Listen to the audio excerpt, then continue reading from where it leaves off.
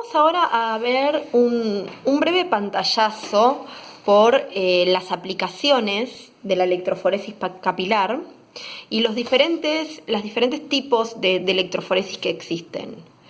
Vamos a comenzar explicando un poquito la electroforesis capilar en zona.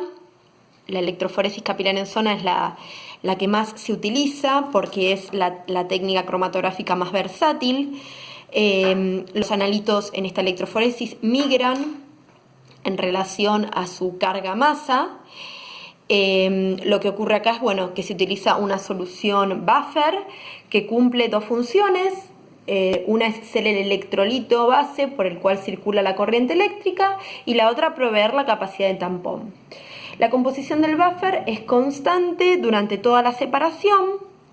Entonces se ingresa la muestra por uno de los extremos del capilar. La muestra puede ser una mezcla de aniones, una mezcla de cationes, una mezcla de estos dos con especies neutras.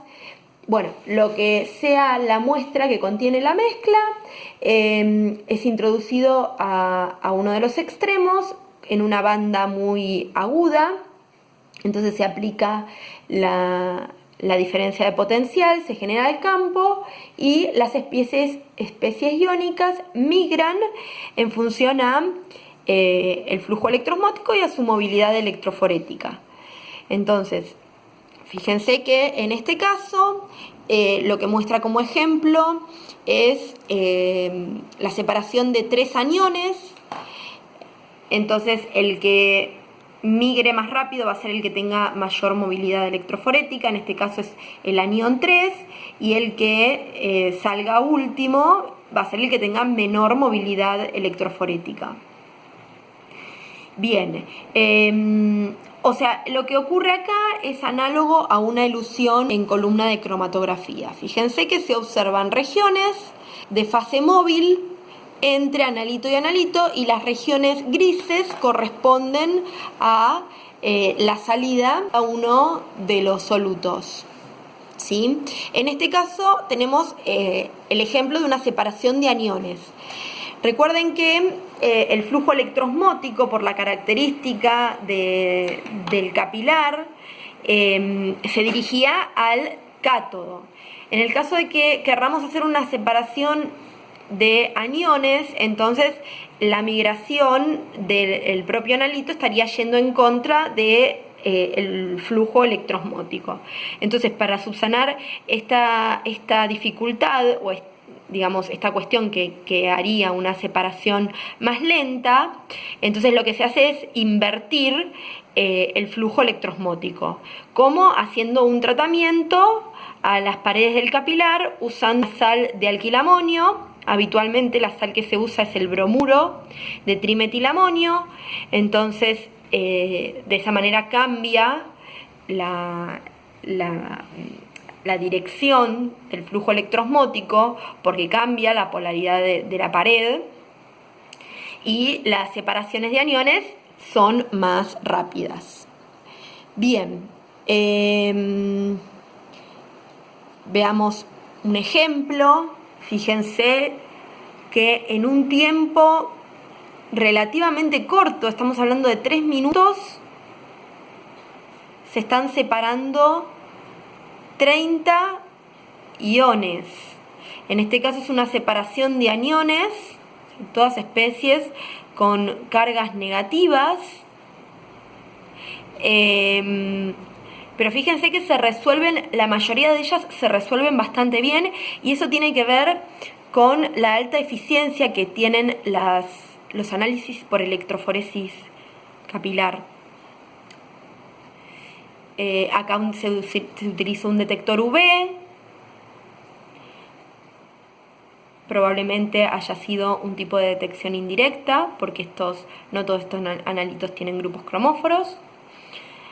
Bien, entonces esto es un ejemplo de un análisis hecho de electroforesis capilar en zona. Lo mismo podría pasar si uno hace una separación de cationes, ¿sí? También.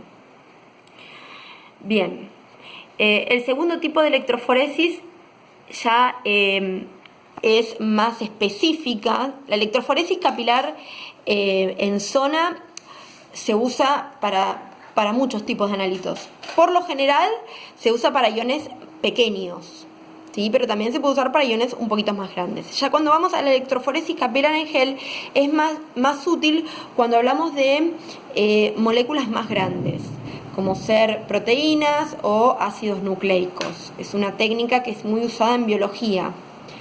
Entonces, este tipo de separación se lleva a cabo en una matriz que está formada por lo general por polímeros de poliacrilamida. Entonces, lo que ocurre es que se dejan poros en los que va a circular el tampón, la solución tampón o la muestra, y en los que se lleva a cabo la separación. En este tipo de electroforesis la separación es por peso molecular. Las moléculas más grandes tienen una trayectoria más obstaculizada que las moléculas más pequeñas, entonces van a tardar más en salir. ¿Sí? Fíjense, bueno, acá hay ejemplos de polímeros de poliacrilamida con entrecruzamiento. También se pueden utilizar otros, agarosa, metilcelulosa. Bien, la isotacoforesis. La palabra iso proviene de igual y la palabra taco proviene de velocidad. Entonces, este tipo de electroforesis es a igual velocidad. ¿Y cómo funciona esto? O sea, se inyecta la muestra entre dos soluciones amortiguadoras o buffer. Una es de alta movilidad y la otra es de baja movilidad. Entonces, al principio se inyecta la muestra y se trabaja como si fuera una electroforesis capilar en zona. O sea, se aplica una diferencia de potencial de tal manera que se dividan las bandas. O sea, que el campo haga que se muevan las soluciones y se divida el campo. Entonces, los analitos que tengan mayor movilidad se van a ir más cerca de la solución amortiguadora de alta movilidad, y lo mismo va a pasar con los que tengan baja movilidad. En realidad se van a ir para el lado contrario, para la zona de más baja movilidad. Entonces, una vez que están separadas las franjas, ya el procedimiento se hace generando un gradiente de potencial, de tal manera de hacer que estas bandas ya separadas migren a la misma velocidad. Bien, otra técnica de electroforesis es la de enfoque isoeléctrico. En este caso, los analitos se separan por punto isoeléctrico. Es una técnica que se utiliza para especies que sean anfóteras, o sea que tengan la capacidad de ceder y de aceptar un protón en solución acuosa. Esto es típicamente le ocurre a los aminoácidos. Entonces, por uno de los extremos ingresa el ácido y por el otro ingresa la base. Entonces se genera un gradiente de pH y los compuestos se separan por punto isoeléctrico.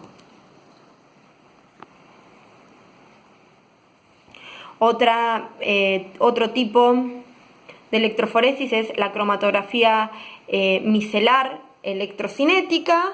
En este caso se combina la electroforesis con la cromatografía y permite la separación de moléculas que no estén cargadas.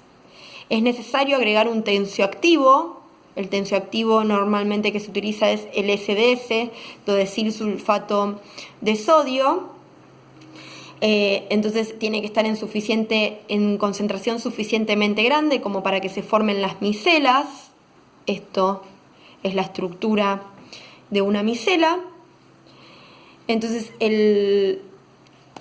la fase micelar se mueve en la misma dirección que la fase acuosa, pero a una velocidad mucho menor. Entonces cuando se introduce la muestra, los componentes se van a distribuir entre las dos fases, entre la fase acuosa y la hidrocarbonada, que es la que está en el interior de las micelas.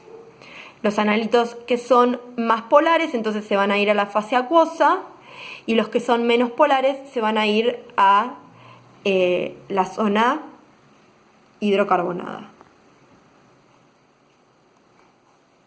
Si ustedes se fijan, entonces fíjense que lo que muestra acá en principio es entre lo que llamaríamos un tiempo muerto y el tiempo de la micela, que es lo último en salir. Entre medio de estos dos ocurre la salida de los solutos. Y lo último es la electrocromatografía en columna empacada, que es como una mezcla de dos técnicas, combina HPLC con electroforesis capilar. Entonces usa una columna capilar con el relleno característico de un HPLC para fase reversa. Eso es la parte de electroforesis, y para la separación utiliza un solvente polar que es transportado por flujo electroosmótico. En vez de utilizar la generación que el flujo se mueva por presión, característico de HPLC, en este caso el solvente polar es transportado por el flujo electroosmótico. Eso es lo característico de la electroforesis capilar. Entonces fíjense que, digamos, por esta técnica podemos separar compuestos que son del tipo no polares. Y en este caso hay un ejemplo de una separación de hidrocarburos aromáticos polinucleares. Bueno, bien, con esto entonces terminamos con electroforesis capilar.